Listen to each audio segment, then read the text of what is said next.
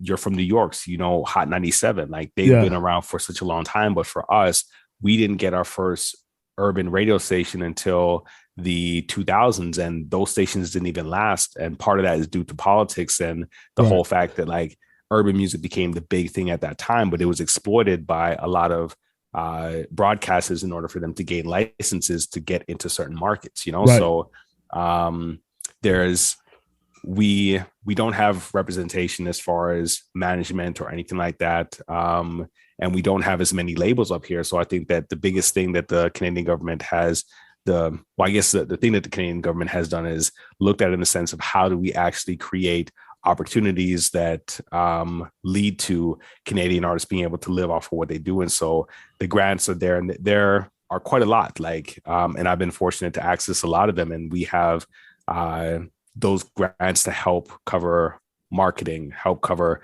recording an album, help cover touring an album, showcasing. Like even when I went over to Europe, like the times I've been over to Europe for touring or showcasing even Asia, that's been covered through, not all of it, but a portion of it has been covered through grant funding. And I know a lot of, like, we've had an opportunity to chop it up with Ashton Martin out in Atlanta. We've had a chance to chop it up with Gatson out in Champaign, Illinois.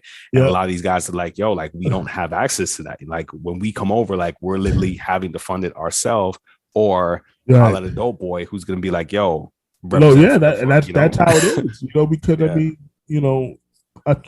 Arlo, I always tell people, you know this too, man. The biggest thing when people realize what it means to pursue this professionally is how expensive this career is, right? It is. I think a lot of people, because again, like I said, who doesn't love to rap? Who doesn't love to sing? Like it was like when your cousin, your family member was talking to you about the business of it.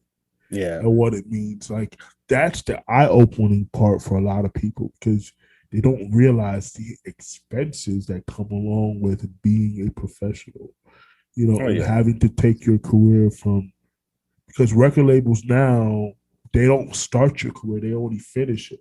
Like because they'll wait till you get popping and then they'll win. But they're not investing. By the time you do enough to make some noise, you spent tons and tons of money. So I think that's the biggest thing that people, when they first come into the game, and realize how expensive it really, really is. You know, Wendy Day, I'm sure you know, Rap Coalition. She talks about yes. Oh, when she takes on a client, she's like, she can't do it for nothing less than $150,000.